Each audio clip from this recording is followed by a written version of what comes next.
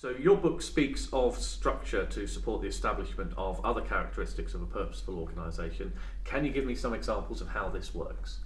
The first 8 chapters of Designing the Purposeful Organisation basically describe the 8 characteristics that an organisation needs to put in place in order to be purposeful.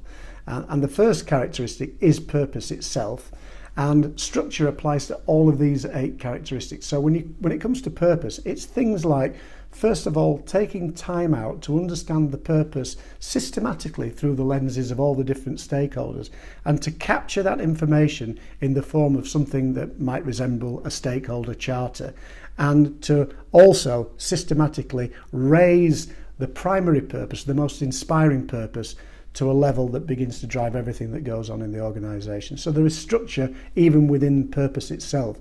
Then we get into vision.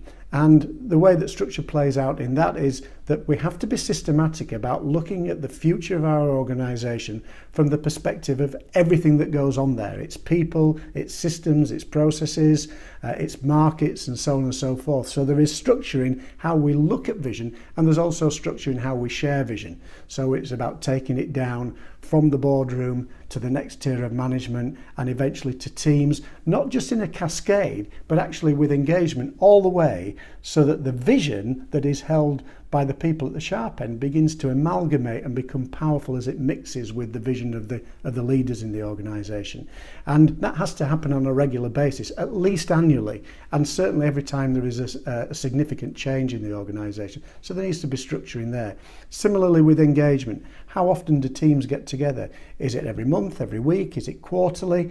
Putting some structure around that so that teams and the people within them keep up to date with where the organisation is going, that constantly reinforces the corporate purpose, is really important.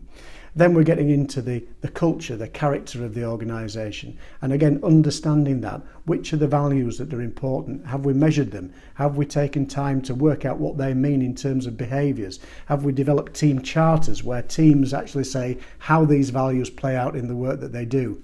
If we're involved in culture change, have we measured the current culture? Have we measured the culture that we're heading towards? Again, it's all about putting structure, which is very much a left brain concept, into something like character and culture, which is a little bit more creative.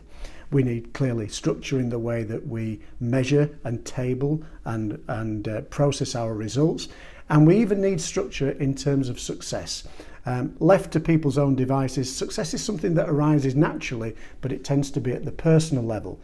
We need to put some structures in where people can share their concept of success so that a team idea of success can arise and be used deliberately to motivate people in delivering the organisation.